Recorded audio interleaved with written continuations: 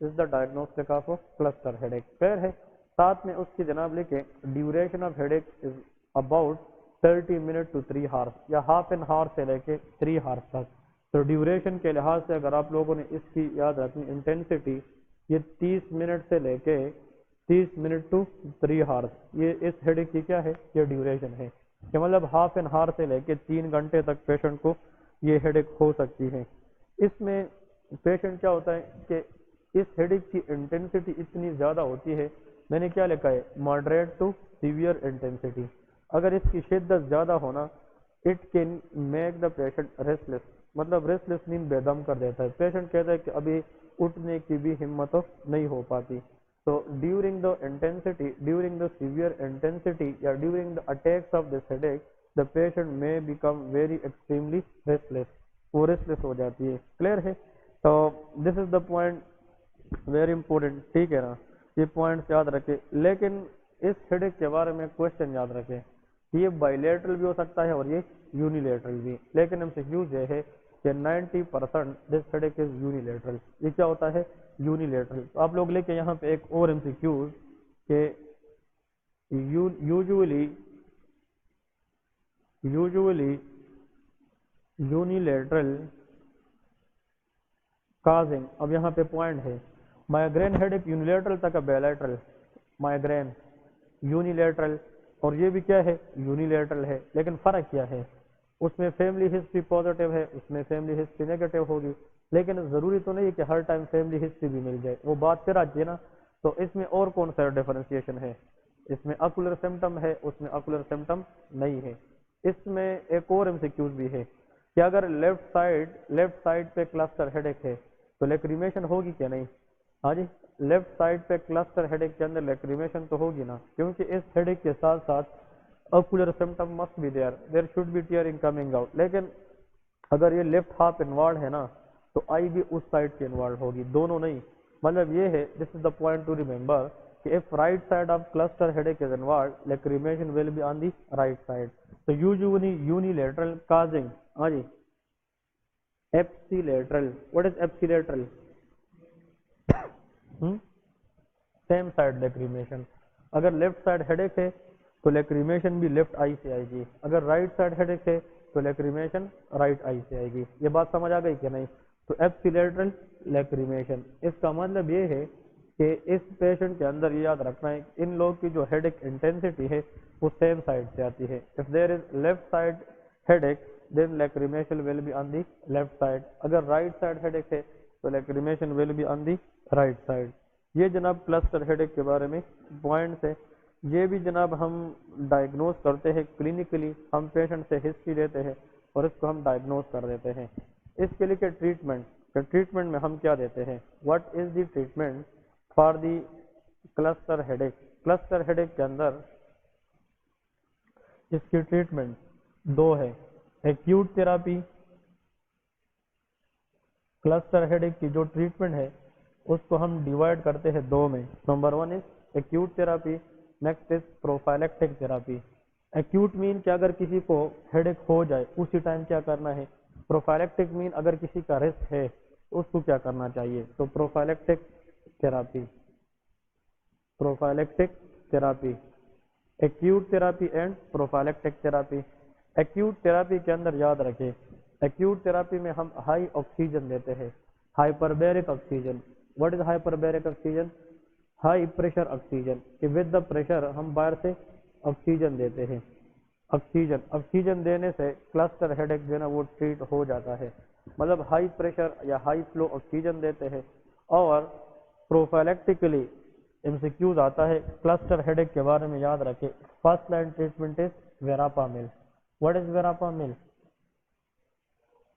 Very good it is a calcium channel blocker. یہ cardio selective ہے لیکن ویراپامل کی ہائی ڈوز اگر ہم دے دیں تو یہ جا کر ویسل ان دا برین پہ بھی کام کر سکتا ہے. تو verapamil is a calcium channel blocker that is the first line prophylactic treatment in case of cluster headache.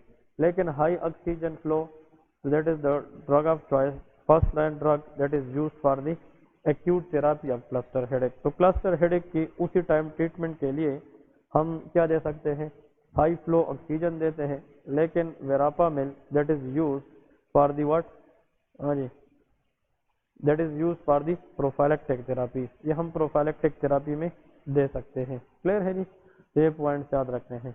इसके बाद हेडेक की जो सेकेंडरी हेडेक है वो मैंने आप लोगों को क्या बताया था, सेकेंडरी हेड में भी ड्यू टू सम रीजन, वो काज की वजह से हो सकती है।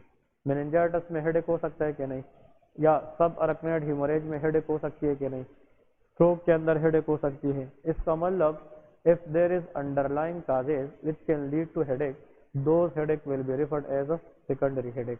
वो हेडेक डेंजरस होगी कि नॉन डेंजरस, हाँ जी, और डेंजरस होगी। प्राइमरी हेडेक इतनी डेंजरस नहीं है क्योंकि इसके पीछे आइडेंटिफाइबल पैथोलॉजी नहीं है।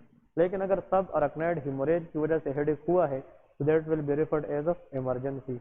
इसलिए एक पॉइंट आप लोगों को ऐड करना चाहता हूँ कि जो सेकेंडरी हेडेक है, मैं फिर से कहना चाहता हूँ, secondary headache are due to some underlying pathology. Secondary headache are considered as, याद रखिए, एक सेंटेंस याद रखें, secondary headaches are considered as red flags। इसको हम क्या कहते हैं, रेड फ्लैग। तो यहाँ पे रेड फ्लैग से मुराद क्या है, इमरजेंसी, ठीक है ना। जो सेकेंडरी हेडेक है उसको हम रेड फ्लैग कहते हैं कि भाई ये इमरजेंसीज है। अगर टंडर क्लैप हेडेक है, वो सबअरकनॉइड हेमोरेज है, उसको जल्दी कुछ करना चाहिए। अगर हेडेक विद नेक स्टिफनेस है, मेनिंजाइटिस हो सकता है, उसका जल्दी कुछ करना चाहिए। तो जितने भी सेकेंडरी हेडेक है they are considered as red flag, इसको हम रेड फ्लैग कहते हैं, ठीक है। एक और है, यहाँ पे एक आर्टरी है that is called temporal artery. इसको हम कौन सा आर्टरी कहते हैं, टेम्पोरल आर्टरी। ये हमने बेसिक साइंसेस में पढ़ा था वास्कुलाइटिस के अंदर। यहाँ पे टेम्पोरल आर्टरी है, अगर एज 50 से ज़्यादा है उसमें जनाब पेशेंट की यहाँ पे हेडेक है टेम्पोरल आर्टरी के लेवल पे, और पेशेंट को इस एरिया पे आप लोग उंगली रखे ना और कोई चीज़ चबाने की कोशिश करें तो यहाँ एरिया मूव कर रहा है कि नहीं, हम कोई चीज़ चबाते ना तो ये एरिया मूव करता है। मतलब with the swallowing if intensity of the headache is more, और पेशेंट की एज कितने से ज़्यादा हो, 50 से, those headache will be considered as temporal arteritis headache. इसको हम क्या कहते हैं, temporal arteritis. Inflammation of temporal artery that is called temporal arteritis. Older age को अफेक्ट कर देती है, उसमें हेडेक होता है, और साथ में during the solving headache intensity बढ़ जाती है। और जब हम टेस्ट करते हैं तो उसमें ESR क्या होता है, वो ज़्यादा होता है। ESR stand for erythrocyte sedimentation rate, लेकिन वो हम आगे सीरियस में मजीद पे पढ़ेंगे, ठीक है जी। एक और क्लिनिकल केस लेके शाबाश। So this is the headache we discuss, ये तीन जो हेडेक्स हमने डिस्कस की है ये सारे के सारे primary headache of the primary common primary headache कहलाते हैं। लेकिन जो सब अरकनॉइड है हेमरेज की वजह से, टेम्पोरल आर्टेराइटिस की वजह से, या मेनिंजाइटिस की वजह से जितनी हेडेक्स होती है, those headache will be referred as a secondary headaches, उसको हम फिर सेकेंडरी हेडेक्स कहलाएंगे, ठीक है जी। अब एक और केस लिखते हैं, नेक्स्ट क्लिनिकल केस लिखे। इन हेडेक्स में जरूर क्वेश्चन आता है, ये जो प्राइमरी हेडेक है इसमें एक तो क्वेश्चन होता ही होता है, दो भी आ सकते हैं। तो जस्ट इसके कुछ क्लिनिकल में आप लोगों को डिफरेंशिएटिंग फीचर्स बताए हैं, उसको इंशाल्लाह फोकस करेंगे, it will be super easy, ठीक है ना। नेक्स्ट लिखे clinical case.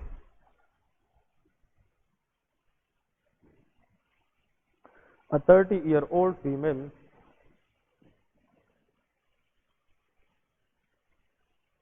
a 30 years old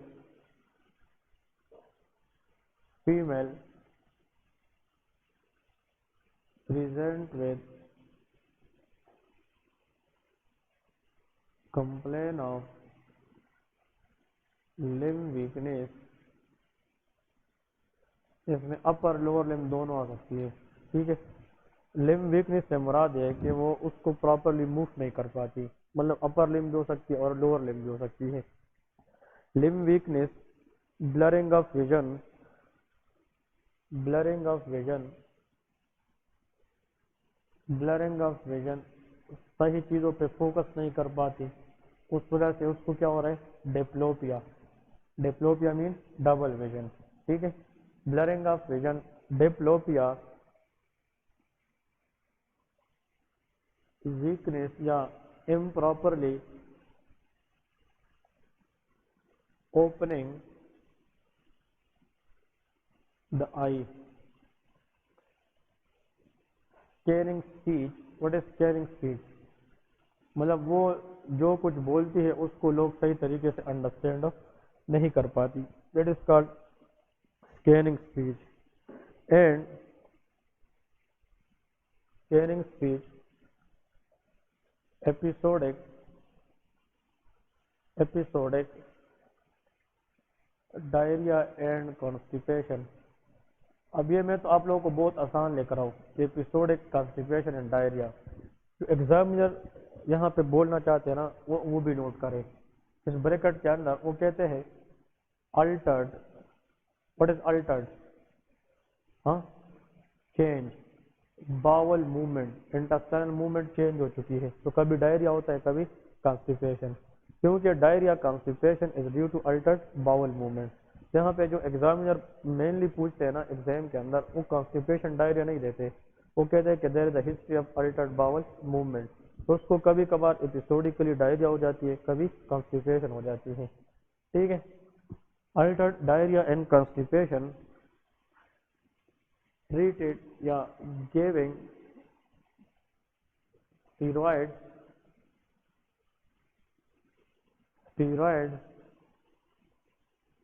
and show improvement 2 years ago। ये सिम्टम उसको 2 साल पहले हुए थे, ये पॉइंट याद रखिए, 2 years ago, but now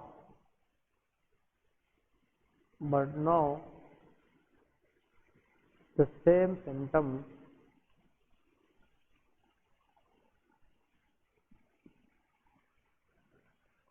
again appear and mainly worsen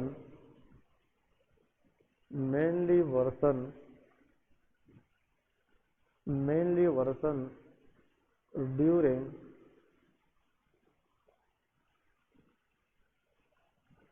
taking hot showers, hot water shower, ठीक है। मोस्ट लाइकली डायग्नोसिस एनीवन, तेरा डायग्नोज ना बनाए, इसके अंदर मेन पॉइंट्स क्या है जो आप लोगों को लग रहे हैं, ये इसके अंदर जो क्लू है, ये इसके अंदर जो पॉइंट्स है वो क्या हो सकते हैं। हाँ जी,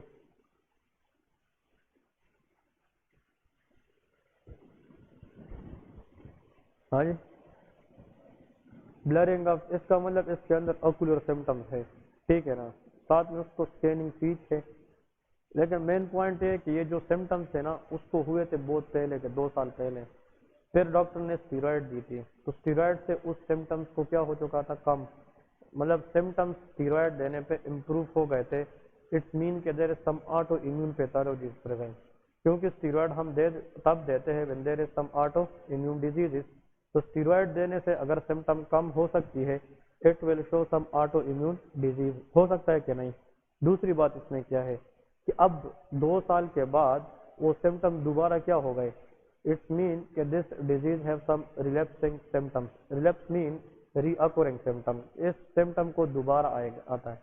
तो 3 चीजें याद रखिए, चारकोट ट्राइएड लिखे, चारकोट ट्राइएड, ट्राइएड से मुराद क्या है, combination of 3 things.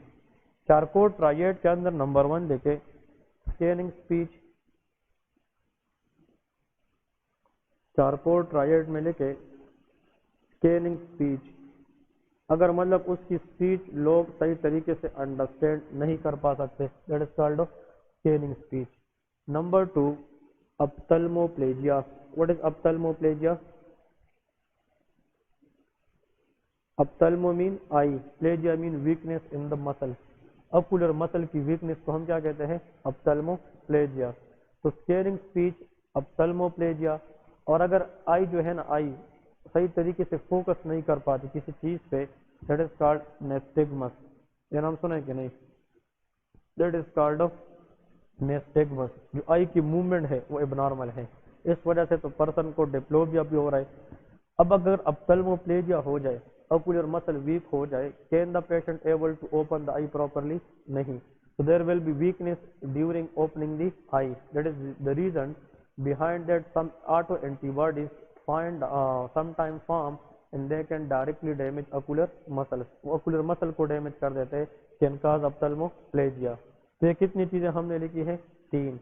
Scanning speech, nystagmus plus ophthalmoplegia. These 3 things together in a patient with high relapsing point. Relapsing mean ये सिम्टम अगर पहले भी आए थे, स्टेरॉइड देने से ठीक हुए थे, लेकिन अब 1.5 साल के बाद 2 साल के बाद फिर से अपेयर हुए। This is the hall mark of multiple sclerosis disease. ये कौन सा डिजीज है? Multiple sclerosis. ये क्वेश्चन याद रखें, this called of multiple sclerosis. तो मल्टीपल स्क्लेरोसिस के बारे में याद रखें, it is an auto immune disease of unclear etiology. Unclear etiology का मतलब क्या है कि अभी तक इसका हमें एग्जैक्ट मैकेनिज्म तो नहीं पता, लेकिन कि इसके पीछे रीजन क्या होता है, लेकिन इतना पता जरूर है हमें कि इसके जो पैथोलॉजी है उसमें किस चीज का रोल है? ऑटो एंटीबॉडीज का है। तो लेके जनाब कि ऑटो इम्यून डिसऑर्डर, इसके सामने 2-3 पॉइंट में लिखे, it is an auto immune disorder of unclear etiology. Etiology mean cause. इसका जो काज है स्टिल हमें एग्जैक्ट पता नहीं है, बट इट इज थॉट, ये सोचा जा सकता है, ये सोचा जाता है, it is thought that it is T cell mediated. कौन सा सेल? T cell mediated. भाई जो ऑटो इम्यूनिटी है वो बी सेल मीडिएट भी हो सकती है और टी सेल मीडिएट भी हो सकती है। बी सेल और टी सेल से मुराद बी लिम्फोसाइट और टी लिम्फोसाइट है। तो बी लिम्फोसाइट जब मेच्योर होता है उससे प्लाज्मा सेल बन जाते हैं, और plasma cell has the ability to produce antibody. Sorry, इस डिजीज के अंदर एंटीबॉडी का रोल नहीं है।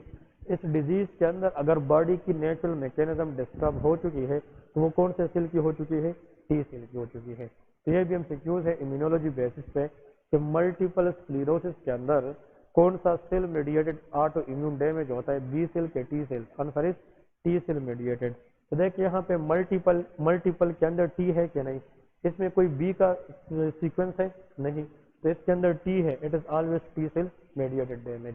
तो multiple sclerosis is auto immune disorder of unclear etiology still but thought to be T cell mediated. Clear है?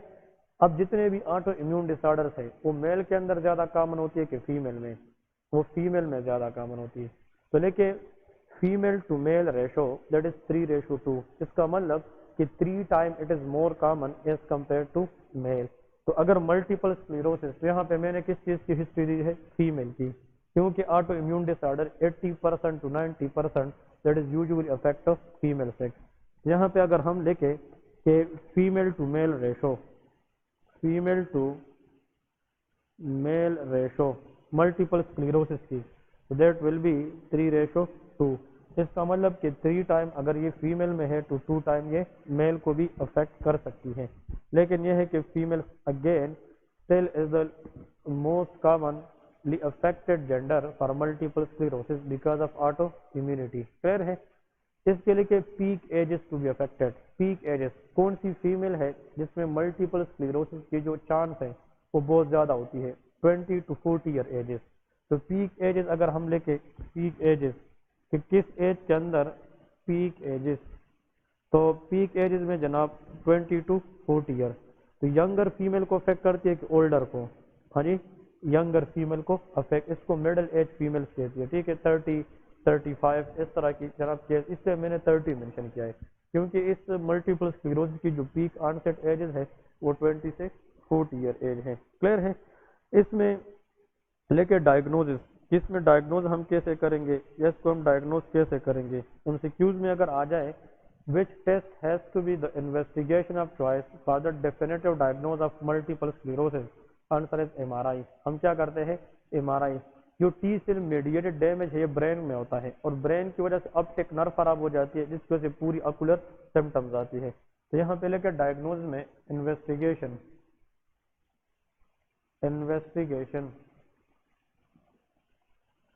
Investigation of choice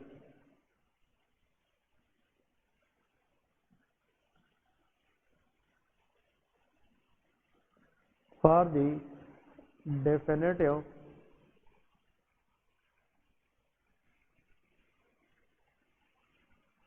diagnosis, answer is MRI. ठीक है जी, MRI magnetic resonance imaging, that is the diagnostic investigation of choice for the multiple sclerosis. Multiple sclerosis ये specially किस part को affect करती है brain के अंदर? Most target part of the brain to be affected in multiple sclerosis is corpus callosum. इसको हम क्या कहते हैं? Corpus callosum. तो एमआरआई हम करते हैं और इसके ऊपर हम टारगेट करते हैं कि हम किस एरिया को देख सके? कार्पस कैलोसम को देख सके. What is corpus callosum? How many cerebral cortex we have? 2. Left cerebral cortex and 2, या left cerebral hemisphere and right cerebral hemisphere. Left और राइट के दरमियान जो कनेक्शन है it is maintained by bundles of axon, that is called corpus callosum. तो लिखे corpus callosum की definition, bundles of axon which connect right cerebral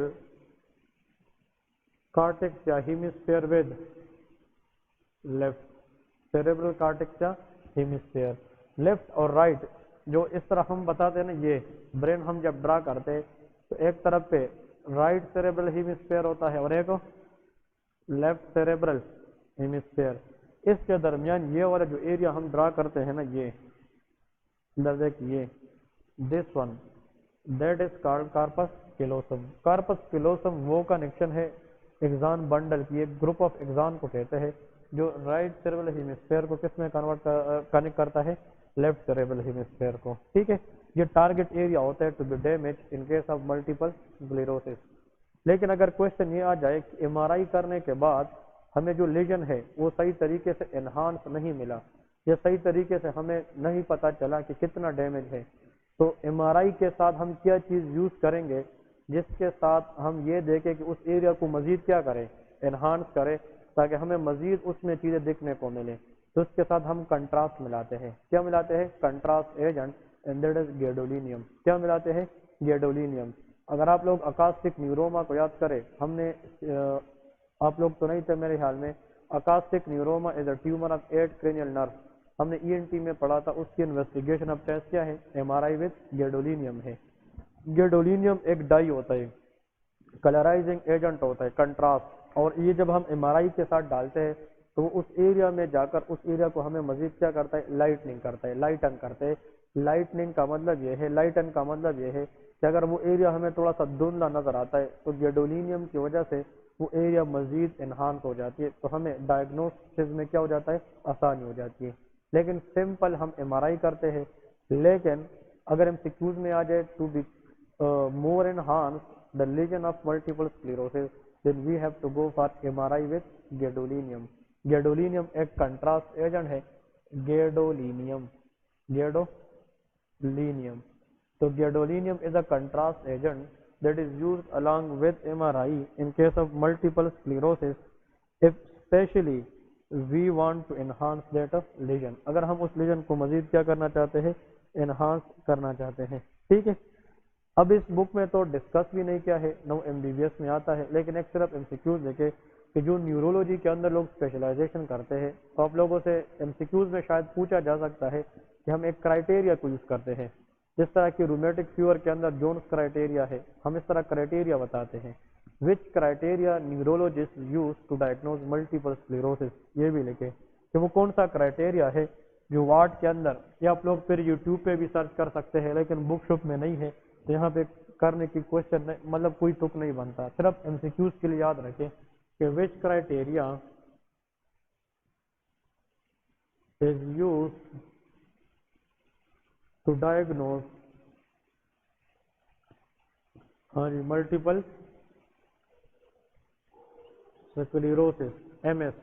ठीक है, वो कौन सा क्राइटेरिया है जिसकी वजह से हम मल्टीपल स्क्लेरोसिस को डायग्नोज करते हैं? Answer is McDonald criteria. ठीक है ना, मैकडोनल्ड क्राइटेरिया होता है, लेकिन बर्गर वाला मैकडोनल्ड नहीं है. ठीक है ना, McDonald criteria is use to diagnose multiple sclerosis. ये हम तब करते हैं अगर हमें क्लिनिकली सही तरीके से सस्पिशन ना हो, ठीक है। तो ये आप लोग मैकडोनल्ड क्राइटेरिया के बारे में जनाब आप लोग फिर पूछ ले या इसको, लेकिन इसमें हम एमआरआई को भी देखते हैं, इसमें हम क्लिनिकल सिम्टम्स को भी देखते हैं, ठीक है जी। तो McDonald criteria is use for the diagnostic purpose of multiple sclerosis. Treatment लेके मल्टीपल स्क्लेरोसिस की ट्रीटमेंट क्या है? तो anyone can tell me what is the treatment method of multiple sclerosis? हाँ जी, ट्रीटमेंट में क्या दे सकते हैं? इंट्रावीनस स्टीरॉयड देते हैं, क्योंकि इसमें रिलैप्सिंग चांस क्या होता है? ज़्यादा। Multiple sclerosis has a high relapsing chances. और अगर ये पूछा जाए कि राउंड अबाउट मल्टीपल स्क्लेरोसिस की सिम्टम कितनी वक्त के बाद यूजुअली रीअकर होते हैं? 1.5 ईयर के बाद, मतलब 1.5 साल के बाद। इसलिए मैंने यहाँ पे टाइम क्या लिखा है? 2 ईयर्स लिखे हैं। लेकिन 1.5 साल के बाद, 2 साल में भी, 2.5 साल में भी, लेकिन 1.5 साल के बाद मल्टीपल स्क्लेरोसिस की जो रीअकोरेंस रेट है वो क्या हो सकता है? वो ज़्यादा हो सकता है। तो लेके IV स्टीरॉयड, इंट्रावीनस कार्टिकोस्टीरॉयड, हम इंट्रावीनस स्टीरॉयड देते हैं और स्टीरॉयड पे वो ऑलरेडी इम्प्रूव हो रही है, उस पर वो रिस्पॉन्स कर रही है। लेकिन इंट्रावीनस स्टीरॉयड हम हाई डोज में देते हैं फॉर एक्यूट एक्सासर्बेशन या फॉर एक्यूट कंडीशन, अगर सिम्टम बहुत इंक्रीज हो गए हैं। अगर ये हम ना दे तो इसमें ऑप्टिक न्यूराइटिस की वजह से विजन खराब हो सकती है कि नहीं, क्योंकि इसके अंदर अकुलर सिम्टम है। इसलिए for acute exacerbation we have to go for what? Intravenous high dose steroid, हम स्टीरॉयड देते हैं।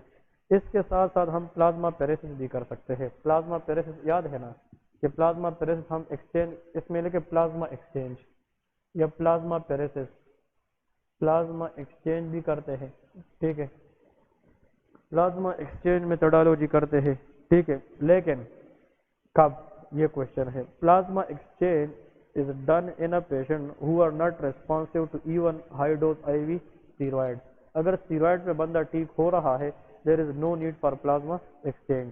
लेकिन प्लाज्मा एक्सचेंज हम तब करते हैं when the patient do not respond to IV steroid, अगर वो IV steroid को रिस्पॉन्ड नहीं कर पाता, ठीक है जी। नेक्स्ट इसमें एक और पॉइंट्स लेके कि रिलैप्स के लिए, अब यहाँ पे तो आप लोगों को यह पता चल गया है कि जनाब 2 साल पहले हमने क्या दी थी? स्टीरॉयड, और स्टीरॉयड देने से पेशेंट ठीक हो गई थी कि नहीं। लेकिन अब 2 साल के बाद दोबारा पेशेंट को सिम्टम्स आ गए, रिलैप्सिंग हो गई कि नहीं, अब फिर से आप स्टीरॉयड दे रहे, तो चांस ये है कि 2 साल के बाद फिर से सिम्टम्स आ गए। तो हम रिलैप्स को भी प्रिवेंट करना चाहेंगे। तो for the prevention of relapse is the main treatment of multiple sclerosis that is called इम्यूनोमॉड्यूलेटर। उन ड्रग्स को हम कहते हैं इम्यूनोमॉड्यूलेटर।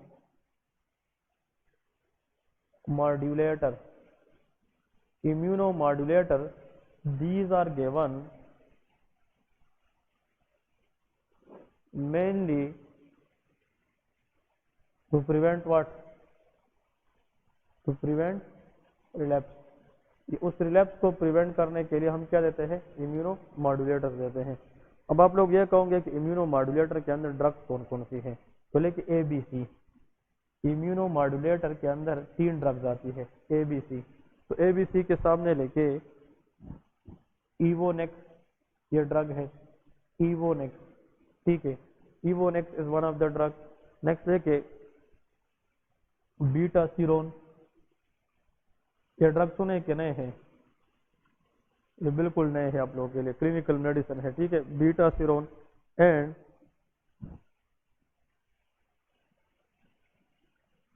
कोपाक्सोन, ठीक है ना, कोपाक्सोन, ठीक है, Copaxone. These are called what? Immunomodulator ABC, इवोनेक्स, betaseron and copaxone, these are the 3 drugs that is used for the what? Answer is immunomodulator and that is used in multiple sclerosis to prevent of relapse। ये हम किसके लिए use करते हैं? Relapse के लिए। Optic nerve की inflammation को क्या कहते हैं? Optic neuritis. तो ऑप्टिक नर्व इन्फ्लेमेशन इसके अंदर हो सकती है कि नहीं, इसलिए तो ऑक्यूलर सिम्टम्स आए हैं। अगर MCQs आ जाए, what is the best treatment on the spot for optic neuritis in a patient who have multiple sclerosis? Oral steroid की IV स्टीरॉयड? हम IV देते हैं। اس لیے کہ اس میں ہم ڈیلے کر نہیں سکتے. ایکساسربیشن ہے نرو کی ڈیمیج کو پریونٹ کرنے کے لیے ہم اس روٹ کو فالو کرتے ہیں جس کی بایو اویلیبلٹی 100% ہوتی ہے. So if a patient in multiple sclerosis develop optic neuritis, the best treatment for that is IV corticosteroid. ہم IV steroid دے سکتے ہیں. اوکے اب آپ لوگ مجھے یہ بتائیں which triad is found out in multiple sclerosis? چارکوٹ tried. یہ کوشچن یاد رکھیں ٹھیک ہے. نیکسٹ پوائنٹ یہ یاد رکھیں کہ optic neuritis کے لیے کون سا روٹ اسٹیرائڈ دیتے ہیں؟ IV دیتے ہیں. اوکے تیسرا point scanning speech ophthalmoplegia plus nystagmus. These three things which is relapse in a patient یا in a female having younger age most likely diagnosis multiple sclerosis. کون سا کرائٹیریا یوز کرتے ہیں ڈائگنوز کرنے؟ McDonald criteria. Investigation of choice to see the lesion in brain is MRI. اگر اس کو ہم مزید انہانس کرتے ہیں MRI وتھ گیڈولینیم دیتے ہیں.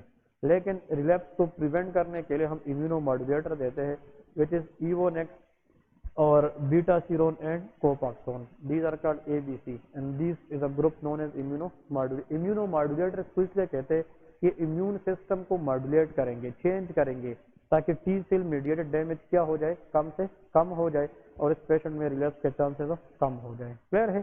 تو these are the multiple sclerosis treatment investigation and presentation. Clear ہے جی. اوکے بریک کرے شاباش.